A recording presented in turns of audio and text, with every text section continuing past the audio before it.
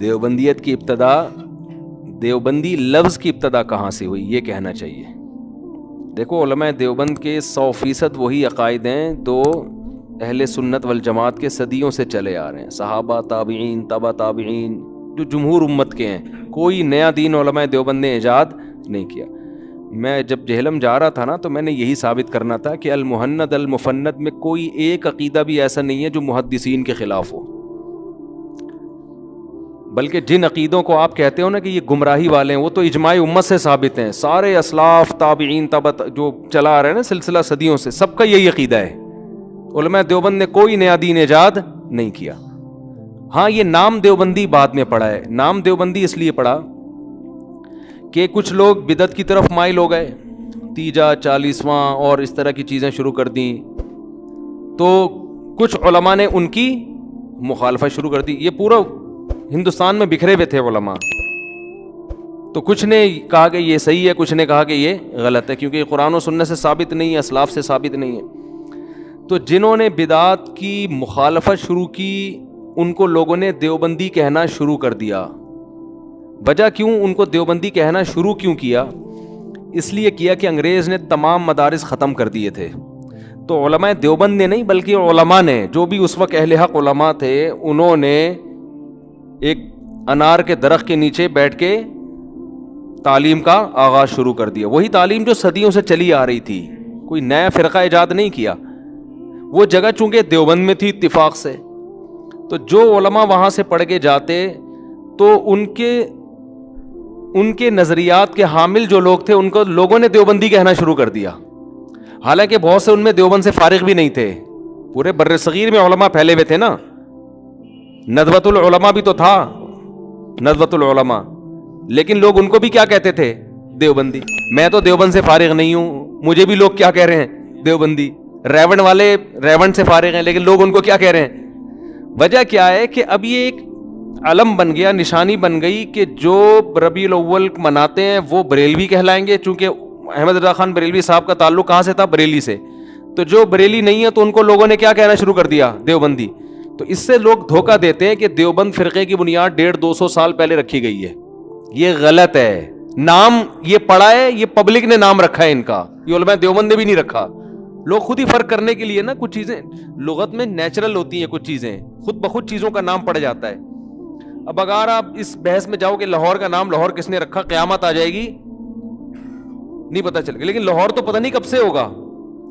کراچی کا نام ہو سکتا ہے کراچی بعد میں پڑا ہو، لیکن یہ پتہ نہیں کب سے آباد ہوا. وہ ہو سکتا ہے پہلے اس کا نام کچھ اور ہو. تو وہی علماء جو اہل سنت والجماعت کے علماء تھے، جو شیعہ کے مقابلے میں تھے، تو ان کو سنی کہا جاتا تھا. اس وقت دیوبندی بریلوی نہیں تھا. تو جو اس طرف چلے گئے، تیجے 40ویں کی طرف مائل ہو گئے اور ربیع الاول میں یہ سب کچھ کرنے لگے، تو چونکہ احمد خان بریلوی صاحب ان چیزوں کے قائل تھے تو لوگوں نے ان کو بریلوی کہنا شروع کر دیا. ان کے مقابلے میں جتنے علماء تھے بر صغیر میں وہ ان چیزوں کے قائل نہیں تھے. تو ان تمام علماء کو لوگوں نے کیا کہنا شروع کر دیا؟ دیوبندی کہنا شروع کر دیا. تو یہ کوئی نیا فرقہ نہیں ہے، کیونکہ ان کے عقائد سارے وہی صدیوں سے چلے آ رہے ہیں. ہم 5 نمازوں کے قائل ہیں، تو یہ کب سے چلا آ رہا ہے؟ صدیوں سے. علماء دیوبند 20 رکعت تراویح کے قائل ہیں، یہ کب سے چلا آ رہا ہے؟ صدیوں سے. علماء دیوبند 3 طلاقوں کو 3 کہتے ہیں. چاروں امام سارے صحابہ 3 کو کیا کہتے ہیں؟ 3 کہتے ہیں.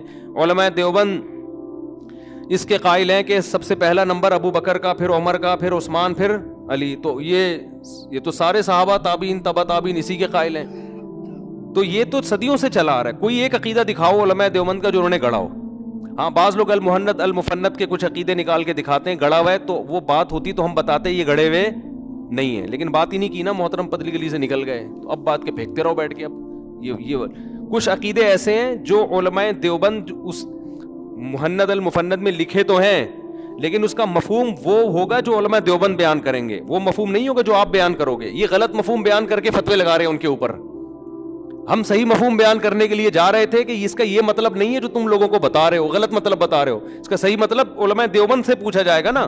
میں جب کوئی بات کرتا ہوں لوگ پوچھیں گے اس کا کیا مطلب ہے، تو میں بتاؤں گا یا وسیم بھائی بتائیں گے؟ میں کچھ اور مطلب بتا رہا ہوں، وہ کچھ اور. تو بھائی جو بولنے والا ہے، تو علماء دیوبند جب یہ کہتے ہیں نبی کے حیات قبر میں وہ دنیاوی ہے، تو اس کا مطلب بھی علماء دیوبند ہی بتائیں گے کہ وہ دنیاوی سے مراد کیا ہے. وہ یہ والی دنیا میں نہیں ہے جو جیسے ہم دنیا میں زندہ ہوتے ہیں. وہ خود بتائیں گے اس کا ہماری نظر میں اس کا مفہوم کیا ہے. لیکن خود ہی اپنی طرف سے مطلب بیان کرو, پھر خود ہی ان پہ فتوے لگانا شروع کر دو. تو میں حلفیہ بولتا ہوں کہ علماء دیوبند کا ایک عقیدہ ایسا نہیں ہے جو جمہور امت کے خلاف ہو, اور ہم ثابت کر سکتے ہیں الحمدللہ. تو یہ صدیوں سے جو عقیدے شروع سے چلے آ رہے ہیں وہی عقیدے, ان میں ایک بھی دائیں بائیں نہیں ہوا ہے. اور اگر کسی کا ہوا ہے تو وہ خود ذمہ دار ہے, اس کے ہم ذمہ دار نہیں ہیں, نہ علماء دیوبند اس کے ذمہ دار ہیں. قبر پرست ہیں اور پتہ نہیں کیا کیا, قبروں سے فیض حاصل کرنے کو جائز. جو فیض حاصل کرنے کا مفہوم کیا ہے, یہ کہتے ہیں علماء دیوبند قبروں سے فیض حاصل کرنے کو جائز سمجھتے ہیں. تو آگے اس میں لکھا ہوا ہے وہ طریقہ نہیں جو عوام کا ہے, وہ طریقہ جو خواص کا ہے. تو ہم آپ کو بتاتے ہیں نا, خواص کا جو طریقہ ہے اس کے آپ بھی قائل ہیں, سمجھ رہے ہو. عوام کا جو طریقہ ہے اس کے نہ میں قائل ہوں نہ آپ قائل ہیں. جو خواص کا طریقہ ہے وہ آپ بھی اس کا. فیض کا مطلب کیا ہے یہاں پہ؟ فیض کا وہ مطلب نہیں ہے قبروں سے جا کے مدد مانگنا. اور وہ جو کرامتوں کے واقعات لکھے, قبر سے اٹھنی ملی چونی ملی, اس کا کیا مفہوم ہے, اس کا حقیقی وہ ہم سب بیان کرنے کے لیے جا رہے تھے, لیکن محترم ایسا مارکیٹ سے شارٹ ہوئے کہ وہ آ ہی نہیں رہا. پھر وہی چیزیں دوبارہ لانا شروع کر دی ہیں. کوئی نیا فرقہ نہیں ہے, صدیوں سے ہماری سند الحمدللہ صحابہ سے جا کے ملتی ہے. میں اپنی سند پیش کر سکتا ہوں, حدیث میں نے کس سے پڑھی, انہوں نے کس سے پڑھی, انہوں نے کس سے پڑھی, یہ سند پوری صحابہ سے جا کے ملے گی. ہم تفسیر کی سند صحابہ سے ملا سکتے ہیں, حدیث کی سند صحابہ سے ملا سکتے ہیں. یہی دو چیزیں ہیں نا, قرآن و سنت. فقہ کی سند ہم صحابہ سے ملا سکتے ہیں. تو قرآن, حدیث اور فقہ, ان تینوں کا تو نام ہے نا اسلام, اور کس چیز کا ہے. تو جو نئے نئے فرقے وجود میں آ رہے ہیں نا, جو کہہ رہے ہیں ہم قرآن و سنت کو مانتے ہیں, ہم یہ نئے فرقوں کو نہیں مانتے, وہ اپنی سند 2-4 پشتوں سے زیادہ آگے چلا ہی نہیں سکتے. اس کا مطلب وہ مارکیٹ میں نئے آئے ہیں. پرانے ہوتے تو سلسلہ جوڑتے نا اپنا پرانوں سے جا کے. نہیں آ رہی میرا خیال ہے بات. ایک صاحب نے مجھے کہا میں آپ سے مناظرہ کروں گا, علماء دیوبند کے اکابر غلط تھے. میں نے کہا ٹھیک ہے, ہم بھی کریں گے, اس شرط پہ ساتھ کہ آپ ہمارے اکابر پہ کیچڑ اچھالو گے تو میرے اوپر نہیں اچھال رہے نا, میرے اوپر اچھالتے تو میں اپنا دفاع کرتا. اکابر پر اچھال رہے ہو تو پھر آپ بھی اپنے اکابر کی لسٹ پیش کرو نبی تک, تو میں بتاؤں گا آپ کے اکابر غلط تھے. مجھے پتا تھا یہ اپنی لسٹ پیش کر ہی نہیں سکتے کیونکہ ان کے اکابر ہیں ہی نہیں, یہ تھے ہی نہیں, پیدا ابو ہیں. یہ فرقہ ہی اب وجود میں آیا ہے 150-150-200 سال پہلے, تو یہ فرقہ وجود میں آیا, تو اکابر کہاں سے لے کر آئے گا یہ, ٹھیک ہے نا. تو اس سے ہی غلط ہونا ثابت ہو جائے گا نا کہ ایک چیز نہیں آئی ہے تو وہ اسلام تو صدیوں پہلے آ چکا ہے. ایک آدمی کہتا ہے میں ثابت کروں گا تیرا باپ غلط ہے, دوسرا کہتا ہے میں ثابت کروں گا تیرا باپ ہی نہیں ہے. تو کون غلط ہے؟ جس کا باپ ہے. اگر اس سے کوئی غلطی ہوئی ہے تو غلطی تو انسانوں سے ہوتی ہے. ہم کب کہتے ہیں ہمارے سارے بزرگوں میں کوئی غلطی کبھی ہوئی نہیں ہے, تو جو غلط ہے ہم اس کو غلط کہیں گے, بھائی یہ بڑے بزرگ تھے مگر ان کی یہ بات غلط ہے, ختم ہو گئی بات, قصہ ختم. اس میں ہمارے لیے تو کوئی ٹینشن نہیں ہے.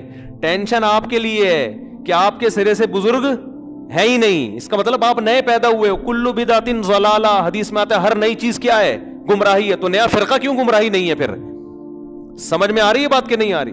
تو جب بھی کسی سے بات کرنی ہوتی ہے انسان اس کے لیول پہ آ کے بات کرتا ہے. تو ہوتا یہ ہے کہ ہم اپنے اکابر کے دفاع میں لگ جائیں اور آپ اپنا اکابری مارکیٹ میں نہ لے کر آؤ, تو یہ تو ایک طرفہ جنگ ہوئی نا. تو اکابر کھیلنا ہے, ابا کھیلنا ہے, تو میں اپنے ابا کو لاؤں گا, آپ اپنے ابا کو لائیں گے. میں کھیلنا ہے تو میں آ رہا ہوں, آپ آ جاؤ. لیکن جب بات ابا کی ہوگی, ایک آدمی کہہ رہا ہے تیرا ابا ایسا, تیرا ابا, آپ کہہ رہے ہیں تو اپنا ابا لے کر آ, میں بتاؤں گا کتنے فالٹ ہیں اس میں, وہ اپنا ابا ہی نہیں لا رہا, تو یہ بحث ہوگی. تو ابا کھیلنا ہے تو پھر ابا کھیلو, اکابر کھیلنا ہے تو پھر اکابر لے کر آؤ مارکیٹ میں.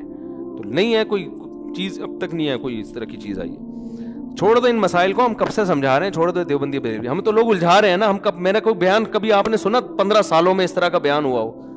لوگوں کو نا تکلیف ہو گئی. میں خارج کہنے والا تھا لیکن نامناسب لفظ ہے. اچھا بھائی, مفتی صاحب قیامت کے دن اللہ تعالیٰ, وہ نجومی والا واقعہ یاد آتا ہے کہ وہ ایک بادشاہ نجومی کے پاس گیا کہ میرے یہاں خارش ہو رہی ہے. اس نے کہا یہ اس کی علامت ہے کہ آپ کے پاس مزید پیسہ آئے گا. بادشاہ نے کہا میرے گھٹنے میں بھی خارش ہو رہی ہے. اس نے کہا حضرت ایک اور ملک فتح ہونے والا ہے, کیونکہ کتاب کھول کے دیکھا اس میں لکھا تھا بادشاہ کہ اگر ہفتے کے دن گھٹنے میں خارش ہو تو یہ اس کی علامت ہے کہ ایک نیا ملک فتح ہونے والا ہے. بادشاہ نے کہا میری یہاں بھی خارش ہو رہی ہے. اس نے کہا حضرت, کتاب کھولی کہ جس بادشاہ سلامت کے اگر پیر کے دن یہاں خارش ہو تو اس کا مطلب ہے اس کے ایک بڑا اچھا شہزادہ پیدا ہونے والا ہے جو حکومت سنبھالے گا آپ کے بعد. بادشاہ نے کہا میری ادھر ہی خارش. اس نے کہا تمہیں خارش کی بیماری ہے, علاج کراؤ تم جا کے.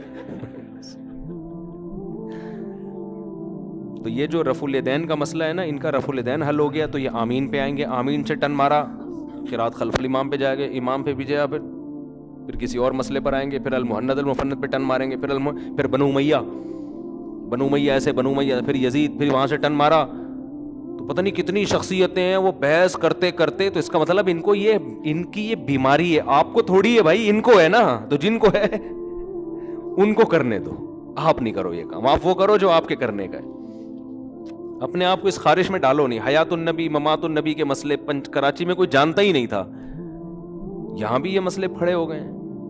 ہم نے پوری زندگی کبھی دیکھا حیات النبی پہ بیان کیا ہو یا ممات النبی کی؟ مجھے تو خود بھی نہیں پتا تھا یہ ہے کیا، کیونکہ ہم نے مدرسوں میں پڑھا، ہمیں تو نہ کسی نے بتایا نہ ہمارے بڑوں نے. ٹھیک ہے، سیدھا سیدھا جو قرآن میں عقیدے لکھے ہیں بس وہی ہیں، ضرورت ہی نہیں ہے. ایک صاحب کہنے لگے نہیں حیات النبی ممات النبی بہت ضروری ہے. میں نے کہا تمہاری بیوی کو پتا ہے کیا حیات النبی کا عقیدہ صحیح؟ اس کہتے ہیں اس کو بیچاری کو ان مسائل کا کیا پتا. میں نے کہا پھر اس کا مطلب وہ مسلمان ہی نہیں ہے یا وہ گمراہ ہے، وہ جہنم میں جائے گی. تو ان کی سمجھ میں بات آ گئی،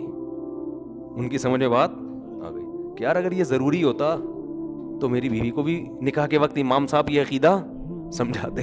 ٹھیک ہے نا. تو یہ کچھ چیزیں کسی اور کے مسئلے ہوتے ہیں، وہ ہمارے مسئلے بن جاتے ہیں کیونکہ ہم ان کے ساتھ بیٹھتے ہیں. جب آپ جس قسم کے طبقے کے ساتھ بیٹھو گے وہی والی چیزیں جراثیم آپ کے اندر ٹرانسفر ہوں گی. تبلیغی جماعت میں بیٹھو گے تو آپ کو کبھی یہ ان مسائل میں آپ پڑھو گے نہیں. آپ کا مسئلہ ایک ہی مسئلہ بن جائے گا، یہ دین ہمارے اندر کیسے آئے گا پوری دنیا کے اندر. آپ کا سب سے بڑا مسئلہ یہ بن جائے گا. میرے ساتھ بیٹھو گے تو آپ کو 4 شادیوں کے علاوہ کچھ بھی نہیں سوجے گا. آپ کا سب سے بڑا مسئلہ یہ بنے گا کہ یار 4 کیوں نہیں ہو رہی، 2 نہیں ہو رہی، لوگ 3 کر رہے ہیں، ہماری پہلی نہیں ہو رہی. تو جس ڈیزائن کے ساتھ بیٹھو گے نا وہی ڈیزائن آپ کے اندر آئے گا. تو سوچو کہ بیٹھنا کہاں ہے. ہر دینی خطیب کو سننے کا نہیں ہوتا. ہر وہ شخص جو قرآن و سنت کا لیبل لگا کر بات کر رہا ہے اس کی بات سننے کی نہیں ہوتی. یہ دیکھنا پڑتا ہے کہ یہ کس طرف ہم کو دھکیل رہا ہے. یہ سمجھ رہے ہو کہ نہیں سمجھ